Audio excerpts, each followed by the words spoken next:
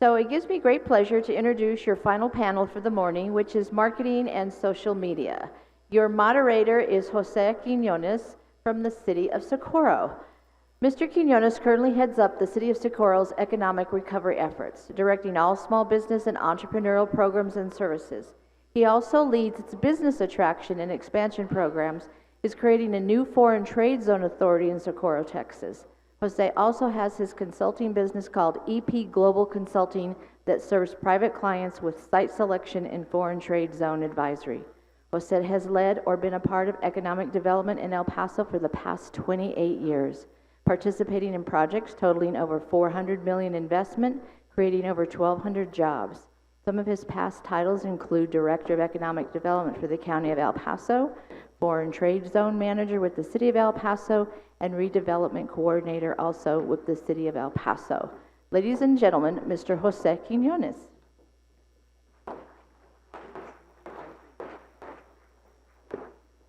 Good morning.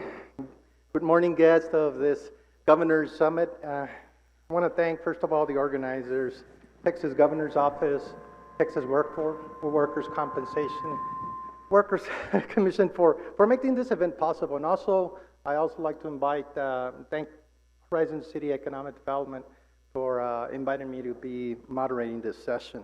We have some very good panelists here today. Let me do the introductions. But before I do, I also want to say welcome to those that are coming from outside the El Paso Metro. This is a great city, a great region, a great metro that we consider home. And people, it's no strange feeling that it's not only home, but it's a great place to live and to prosper, which is why we have more than 400 years of history here. And people just kind of hang out and say, we want to grow, we want to make this home, because it's a very diverse community, a very diverse region, and it's always a welcome place for anyone from all over the world. With that, let me introduce our great speakers, which are from the marketing social media. Regina Garcia, who's with Barracuda Public Relations. And Regina is a graduate of Texas Tech University. She has a Master's of Arts in Mass Communication. She's a certified media specialist, social media specialist, helping Barracuda become the first certified social media agency in Texas with the National Institute of Social Media. Congrats. Our next speaker is Denise. Denise Olivas is an entrepreneur with 11D Marketing. I've heard and seen her, and I'm very glad I finally got to meet her. With extensive experience in various digital marketing dimensions, from social media management to branding and strategy, Denise Olivas has empowered hundreds of businesses and organizations across wellness, health and beauty, education, and tech, among others. In addition to her online marketing expertise, she's advanced in the field as a marketing lecturer at UT El Paso, my alma mater. Obviously impacting over 2,500 students and directing the Center for Hispanic Entrepreneurship. Congratulations. Her ultimate goal is to share her strategic acumen and intuitive leadership to elevate our community of businesses in the area. Next is Antonio Maguregui. Dr. Maguregui is the Outreach and Marketing Specialist of U.S. Small Business Administration, El Paso District Office. He is the veteran liaison, and he works to improve the small business climate for the El Paso District by promoting SBA programs that encourage, facilitate, and stimulate economic growth and development and education. Tony has a combined 14 years experience in business management. Welcome, Tony, to this conference. Last but not least, I also want to introduce Annie Perez. Annie's with Leo Marketing, and she's the sales manager there, where she helps create complete marketing solutions for businesses trying to reach their customers across all screens and media. Ms. Perez is also a social media influencer with Annie's Adventures on Facebook, Instagram, and YouTube. She just gave me her card, so I'm going to go in there after this conference and check it out. Through Annie's Adventures, she promotes the city of El Paso, the city of Horizon City, Socorro, and all the surrounding communities, right? Yeah. And for the past 10.5 years is a multi-time winner of What's Up Weekly's El Paso Best of the Best Local Social Media Influencer, and for Best Local Podcast. Welcome all.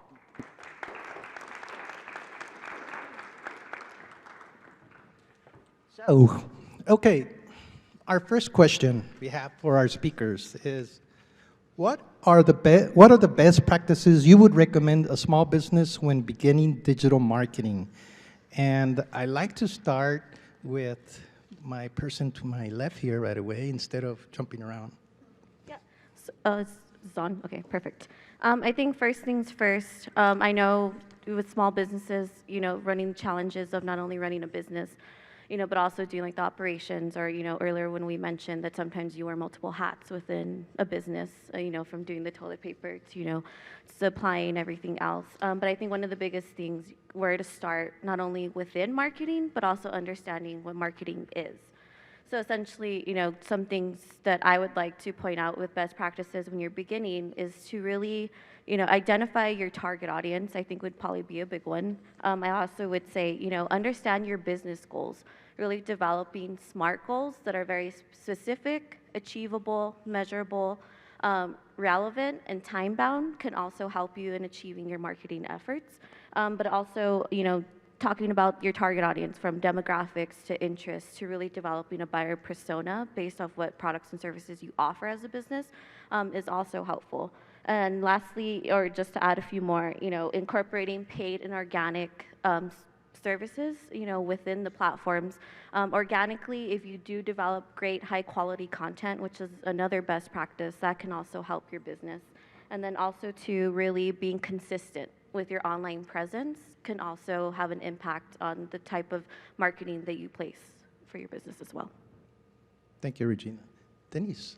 So I will say to all of my, my clients that, don't get overwhelmed with all of the tools and techniques out there, because there's so much out there, so much information, and not everything works for you. So with that said, only about 30% of businesses have an actual marketing plan, and that's what Regina was sort of going through, is that you need to know your audience, you need to have your research done, you need to have goals set in place.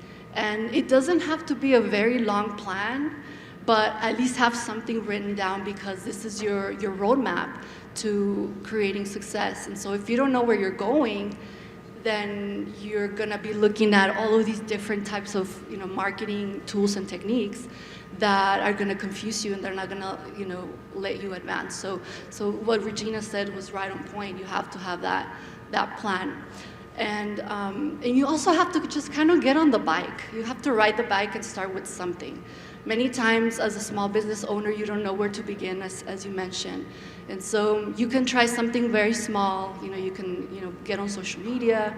You can have your website up and just try to test it out, and that's how you learn. You fall, you get back on, and that sort of thing. And so having that practical marketing approach is very important. But what I've learned throughout all of these years is that you also have to have that intuitive sense inside, and using your authentic self, and using what really wants to come out. And what I see is that entrepreneurs are super creative, they're super intuitive, and so you have to balance those two, the practical, the analytics, all the planning, with the intuition of what works for you. So before you get even started with any planning, check in with your intuition, as well as to how you want to go about it. Thank you. Antonio. Good afternoon. So long gone are the days of our parents and grandparents looking for a business in the yellow pages, going through the Sunday paper and saying what will benefit them. Are there coupons to clip? Everything has gone digital. Marketing digitally is probably the strongest thing you can do for your business. So just a couple of points to help your business, especially when doing digital marketing. Make sure your phone or your website is equipped to handle interface with a phone, as well as a desktop, as well as your iPad. And keep on checking. I can't tell you the number of times I go to a website to purchase something on my phone, because I have my phone in my right pocket, 24/7 basically, and the interface with your website does not match what's on the desktop to the phone. That's point one. But also with digital marketing, don't forget to invest in local marketing. We're all small business owners here. You folks are small business owners. Don't forget your local TV ads, your local radio ads, and as my counterparts were saying here, Instagram marketing is very influential with your millennials and your Generation X. These people are on social media probably more than they're actually working. Let's face it, they actually are. So if you could get what's called a nano influencer, somebody who's more affordable for your marketing campaign, that's somebody who has maybe less than 10,000 followers. That's going to be your local target audience for you to afford it. Because what's actually very important is your customers to reach you. On top of blogs, to talk about creating your marketing and to interact with customers, encourage your customers to leave online reviews. But rather it be a negative review, a positive review, interact with that customer. Thank them for leaving a positive review, and even thank them for leaving a negative review. That's gonna be beneficial to show that you care as a small business owner. But I'm gonna say something that's gonna make all the accountants in the room very happy. Stay within your marketing budget, please. Very important. Staying within your marketing budget will let you know what you can and can't do, especially if you're starting off. And to piggyback off what Ms. Olivas said here, like riding the bike, no matter what I've learned in the classroom or taught in the classroom, the most important thing after learning is getting your hands dirty and being hands-on. Annie. Hi, everybody. So I would like to add, don't be intimidated, don't be scared, don't be afraid or insecure. Just start doing it. Start doing the work.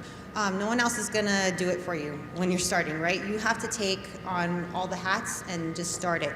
I agree, social media is not the end-all be-all, but it is free, and if you're not on it, you are missing the boat. So basically, I would say just start posting. That's the most economical way that you can start marketing your business. It is free again.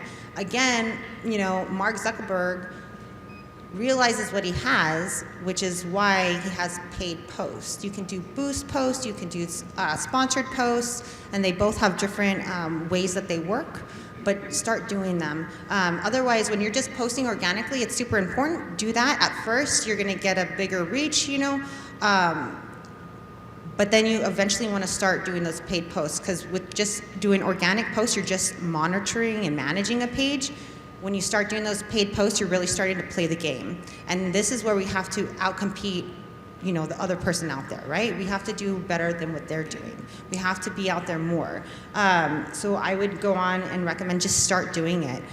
Social media, again, is not the end-all be-all, but it is a great starting point. Facebook, Instagram, wherever your audience is, you know what your product is, you should have a good idea of who your audience is, and then from that you can take that and start, you know, dissecting your paid posts and targeting them directly. I think, my answer is just gonna be just start. Get outside of yourself. With Annie's Adventures, I can't tell you how many businesses I go to who maybe don't even have a social media page, and when I'm going there to promote them, I don't have any business to tag and lead them there, you know what I mean? So you really have to start the foundation. And by that, what I mean when I tell my clients is build your foundation. You want to have your website, you want to have your social media platforms. Because once we start advertising in other avenues like TV, radio, billboard, print, they're going to go straight to your website and straight to your social media. So you need to have that on point and make sure that it's a representative of what you are doing and what you're trying to get out there. Thank you all for those answers. The next question, Regina, what are the best ways that a small business can identify their target audiences? Yeah, so as I said before, identifying your target audience is really a big portion when it comes down to really strategizing what type of information you're going to be positioning out for your business. So with that being said, you know, going back and analyzing your competitors.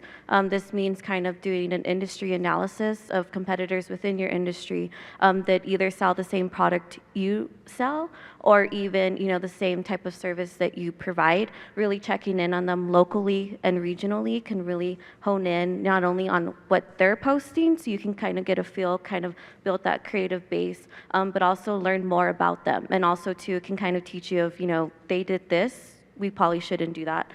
Kind of build that on there. Secondly, I think analyzing your customer base. You do need to analyze who your customer is, and with that, I think developing a buyer persona.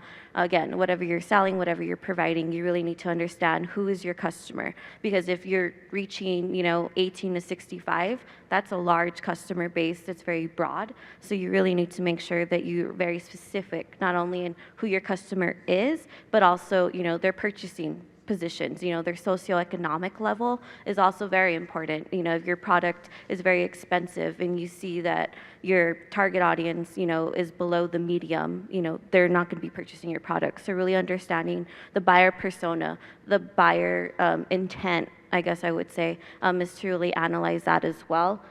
Thirdly, I would say define who your target audience is. Again, I cannot hone in on that most importantly because, again, 18 to 65 is not so specific as 18 to 35.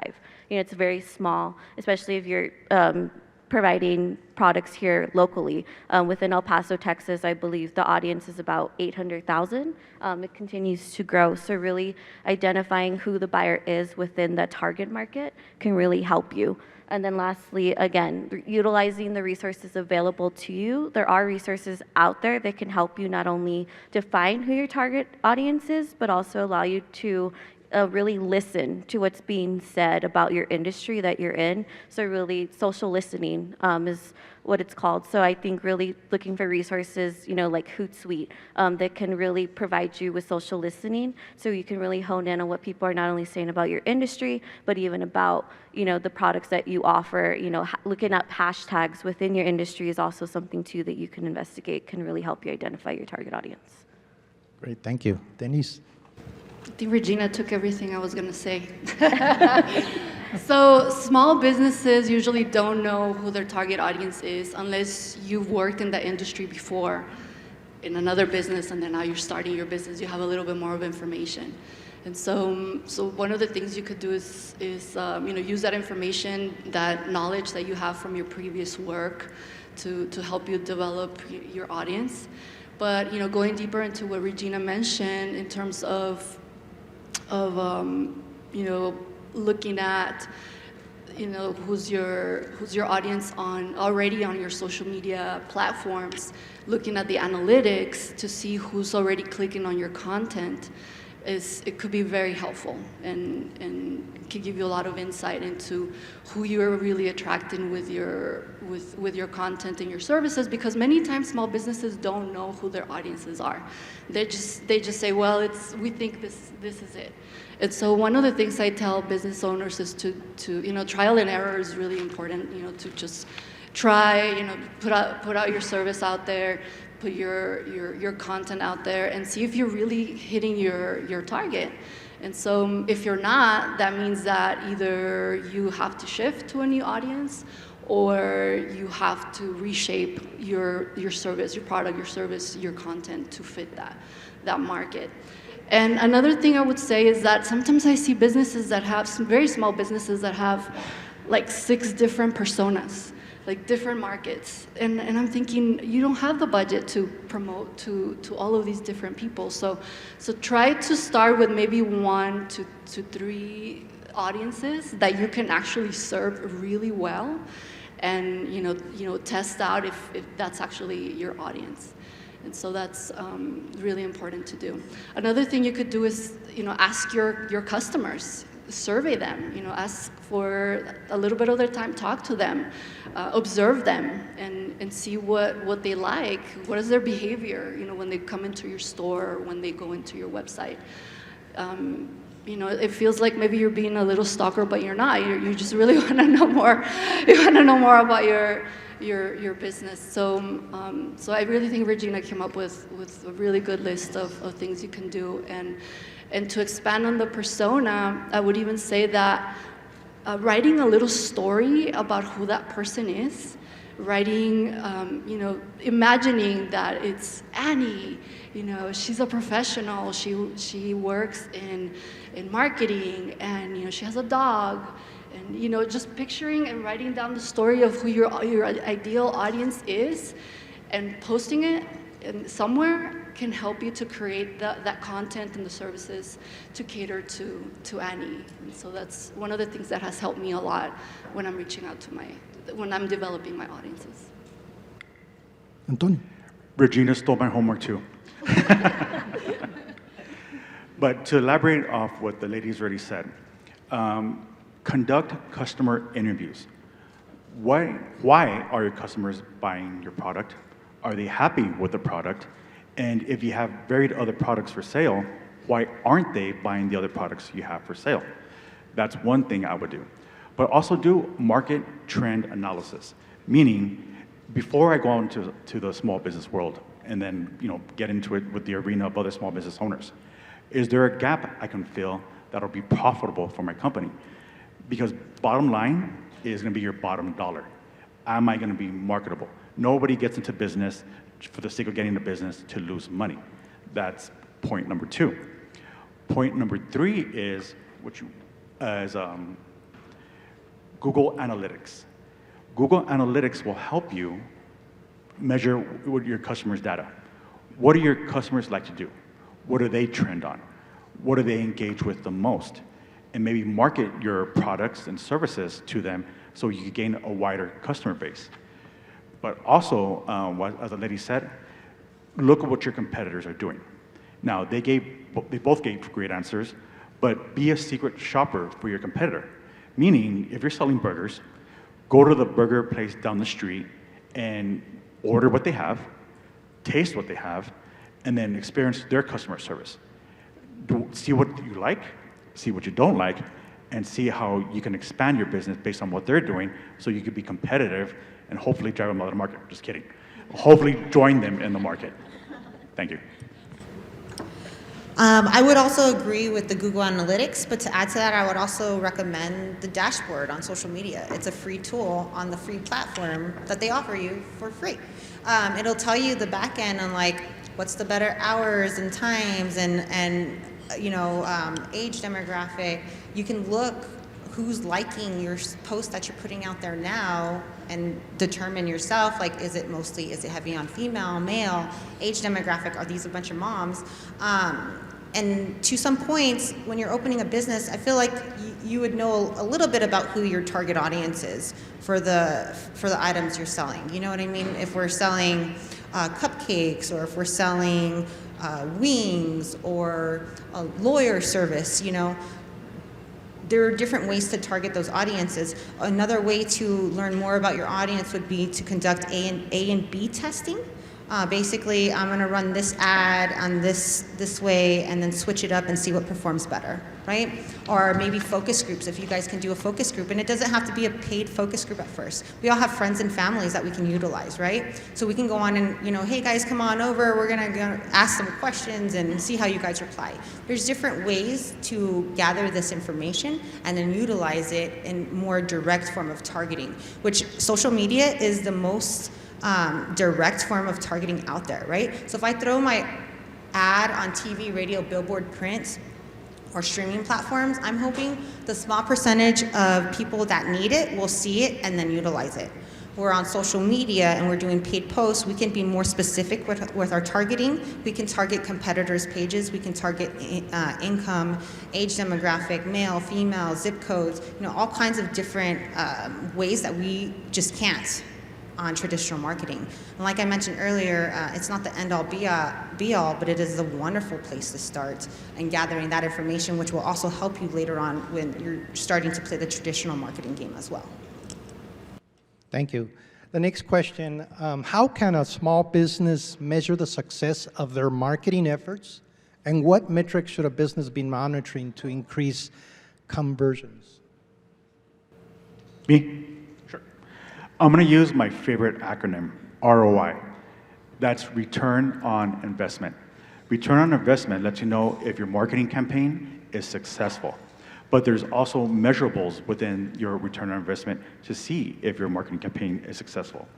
You have what's called cost per win, meaning how much did you spend compared to your marketing campaign, online, radio, TV, billboard, did it take for you to win this one customer, this one sale, this one contract?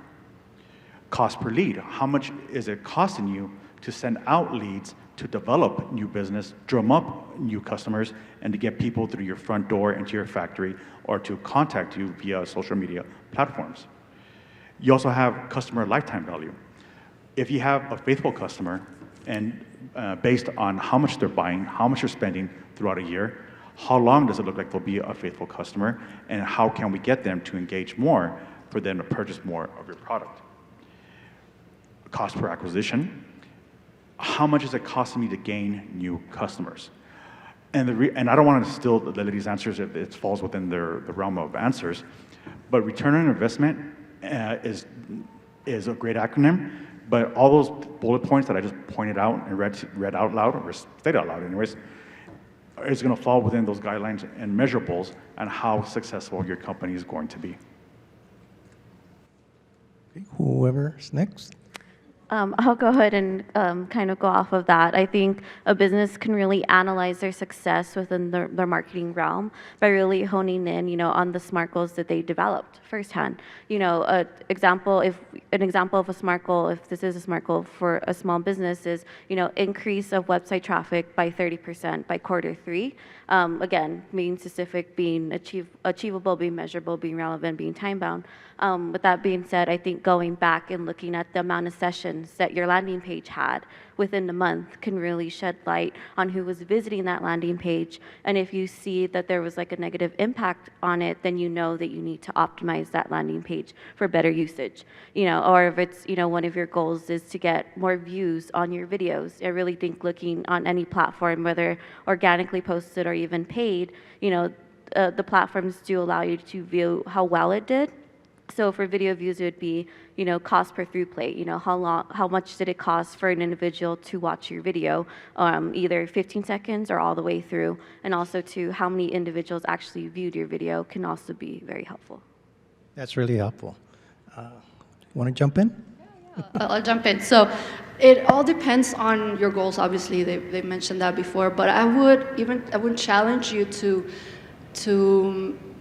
depict the customer journey that you think your customers are taking from the beginning of becoming aware of your products and services or your company, and to the end of the journey when they actually purchase something. So awareness, when they first become aware, when they first become interested, when then they have a desire to purchase, and then they actually take the action, and hopefully they'll come back and purchase some more. And so, so that approach where you have you're leading the customer through the journey, you're measuring different things because you're not going to measure conversions, right? You're not going to measure sales when they just found out about you. So if you're just creating awareness with social media, with a social media campaign, or with content, you cannot expect them. I mean, you can sometimes. They immediately go through the process and they purchase. But if they're just getting to know your business first, then you might want to measure impressions or views, like Regina mentioned. And then in the next step, interest. Maybe you want to measure website traffic and how long they stayed on your website. If, what was the bounce rate, and how, did they come to your website right after they click on your ad and then they left? You want to measure that because you want to know if the content that you're creating to lead them through the journey is accurate, right? So all the way to the actual conversion, you have these different metrics that you can measure. So I would say start first by depicting, by picturing or writing it down. What is the customer journey that your customer is taking? How do they become aware of your services? How do you get them interested? And then how do you measure each step of the way? And then hopefully they'll, what are the referrals, after that? And then there's all these different things too that you can measure in terms of engagement. How much people are being engaged in your content. Are they making comments? Are they sharing the content with other people? So there's a lot of different metrics, and it depends on what stage of the journey, I would say. Thank you. Awesome. So I would add basically, when it comes down to it, traffic and sales is a good determination if what you're doing is working or not, and whether or not you need to add more of that or switch it up. For us, that's why we get hired at Leo Marketing, is to help a business. You know, we don't have contracts, so we earn our business every month. So we have to prove monthly that what we're doing is working.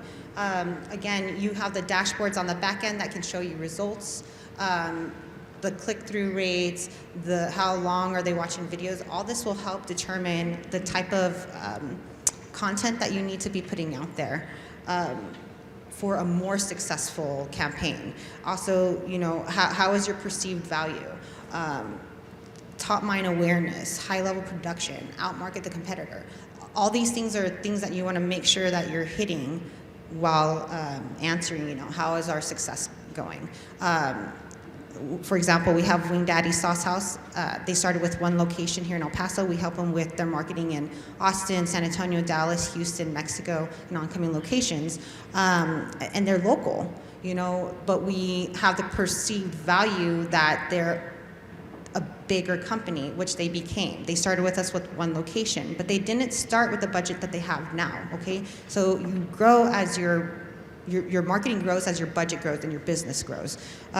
So again, for us, just the main way to tell for success is if you're getting the foot traffic and if you're seeing the sales. And if not, then that's when we need to have another conversation and see, you know, what's happening here and what we need to rearrange to set a better path for what we're trying to do.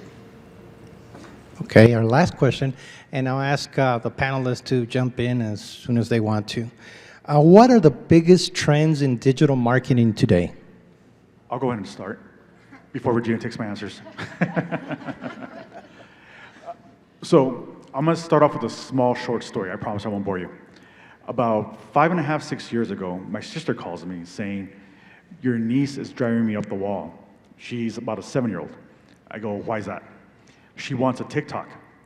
And I sat there, and I was sitting in my chair on the phone, and I thought to myself, she wants a clock, or she wants a watch, or she wants a cuckoo clock? I'm not getting it. What's wrong? She goes, "No, you don't know what TikTok is?" I go, "Is it something I'm missing here?" And I was missing it. Short form videos is an excellent way to market to your company. You make it relatable to people who are online, especially using social media platforms. But with TikTok users, they can market your product for you. So it's about finding the right influencer to market your product to expand your business web. See what you can catch. But also virtual and augmented reality. Augmented reality and virtual reality is giving your customer a virtual tour of your business, and even at times you could put on those new virtual lenses to guide them through to give them a different kind of experience that they never had before when engaging with your company. And the biggest one I see that's really talked about on the news all the time, AI, artificial intelligence. But AI is a valuable tool to organize your data.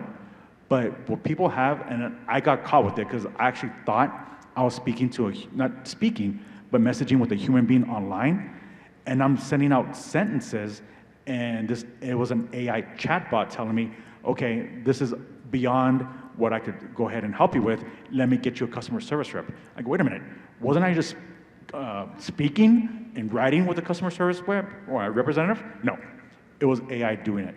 So if you could do maybe short form videos to start off with, post them online, have somebody who has a few followers market your product for you, that's a great base to start your business. Thank you. I'll go ahead and say, you know, email marketing. I think email marketing is probably one of the biggest things that can help your business position itself amongst not only your customers, but also new customers. So I think really developing, you know, even starting with an editorial calendar and really breaking down of what, either if you send out a newsletter, you know, or if you send out a monthly email that describes a new product that you have that you're showcasing or even a service you provide, can also be very helpful. But with the editorial calendar, breaking down the purpose of it, you know, providing who the target audience is for that email campaign that you'll be positioning out can also be helpful. And another thing I want to touch base on is influencer marketing can be very helpful to your business. Really working with an influencer who not only believes in your product or service can also be very helpful, but just make sure that you research what they provide, and even them creating an unboxing video of one of your products can be helpful as well. Thank you. Next. Anyone? I'll say the same stuff that they just covered. So of course AI, everybody's talking about it. It's trendy and popular, really useful for captions and without having to put too much effort, right? However, it is brand new still, okay? It is not perfect yet. I'm not saying to not play with it, because you absolutely should. You should learn all these tools in your belt. It's only going to get better. But, right now it is limited. So, use it, but I wouldn't put all my faith in it right now. It is still wildly inaccurate in a lot of other ways. But again, it's learning from all the interaction that we're giving it. And so, like I said, it's just going to get better. I would also like to add that short form video is very important. We have a studio production rental equipment and facility inside of Leo Marketing at Star Central Studios. We've invested, over $1 million in the facilities and rental equipment. We go often to LA to bring back the best video rental equipment for all of the businesses here in El Paso to utilize for that perceived value. Like, if you're wanting that higher end content, we have the capability here for you. Whether, again, it's short term, which is super important because we got to catch their attention in 3 seconds and hope that they're getting our message. And then also, I think long form is also important. If you're telling a story, who you are, what you're about, these are things that people, I have a weekly YouTube show, so I invite 3 to 4 business guests on, and we dissect their business just for that purpose, to give more incentive for you guys to go out there and support them. So if I'm going to do that for all these other businesses, why would we do it for our own business, right, on our own platforms? So I do encourage video production is huge. I don't know, during COVID, I really realized how much time I sank up in watching video content on all platforms, and some of it is just ridiculous, and some of it I learned a lot, and it's just funny. It just doesn't matter. But I would invest in that because we want to be where the attention is, and the attention is on a smartphone. So however we can do that, I would recommend that. I would also like to add or agree on using social media influencers and partners. If they have, again, going back to you want to be where the attention is, if this social media influencer has the attention of your audience, clientele, partner up with them and start getting new follows and likes and all that sent to your way. I think that's all I'm going to add to that. Thank you. Denise? So to add to Tony's comment about TikTok, so let me tell you, everybody, that last year I was teaching a marketing class with 20-year-olds. I had a full room of Gen Zs, about 70 students looking at me, and I started my class and started talking, and about 2 minutes into my class, 2-3 minutes, they were all gone, completely submerged in their cell phones, and I could not for the life of me get their attention. I don't know if there are any Gen Zs here. I'm sorry about this. So I asked them. I was pulling my hair because I couldn't get their attention. And so I said, well, what are you guys doing on your cell phones? And they said TikTok, right? So I started looking more into it, and eventually I asked them, well, how many hours? We had this conversation about TikTok and how they found all this wonderful content on TikTok and how they loved it. And I said, well, how many hours or how long are you looking at TikTok during the day? And guess what they said? When they looked at their numbers, they said 4 to 8 hours a day on TikTok. So if that's your audience, then you need to be on TikTok. It's a major trend. So what you said is right on point. So that's a big one. I'm not really big on TikTok, but I do see the value in connecting with the younger audiences with fun, short videos that are more authentic. They like the rawness of just real life and just how fast they can scroll through it. And so their attention spans are just a few seconds. So if I'm talking for 7 or 8 minutes in front of them, they're gone.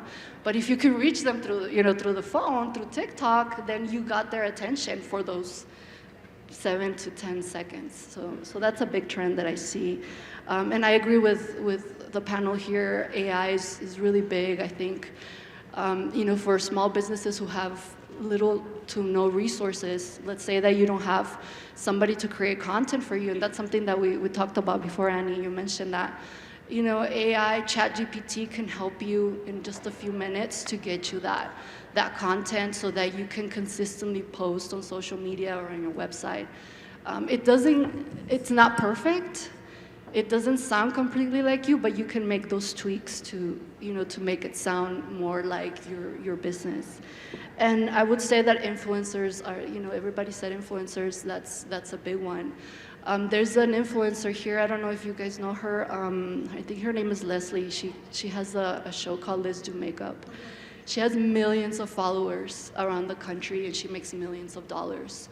So, I'm not saying go and, hire her as an influencer, but we have local influencers that have millions of followers that you can reach out to and, connect with for a specific fee, of course. You have to, figure out how much that is, but they can give you a big, they're a big platform for you to promote your products and services, so. Can I just Annie, sure, Just quick. one more thing. I think the most important thing is just post consistently and frequently. Don't think that you're bogging down your customers or that they're going to unfollow you or anything. The organic reach is less than 1% of your current followers at random. So you never know who's going to see what. I'll post 100 different stories a day, a couple times on my wall. I'm not saying do what I do, it's different. I'm promoting the city and local businesses, but you do want to do at least one post a day on your wall, at least 3 to 5 stories on your pages daily. Those stories are what's going to lead new followers who are not currently following you to follow your page right now. And I noticed that on my own. I'll get 200-300 views on my stories and 20 to 80 or whatever on my feed. But then I don't know how many new followers I get that day because I'm posting so much that it leads them to my page and I'm going to follow this because this is information I want. So again, if you can post frequently and consistently, it's super important to do that. Thank you, all the panelists. I just want to close with saying that there's some great ideas, great suggestions, great comments made by each of the panelists. These are some great thoughts, and I really want to thank Regina, Denise, Antonio, and Annie for a great job serving on this panel. With that, we conclude, and don't leave because I think Horizon City has something for you. Thank you so much. Thank you guys so much. Thank you. Thank you guys.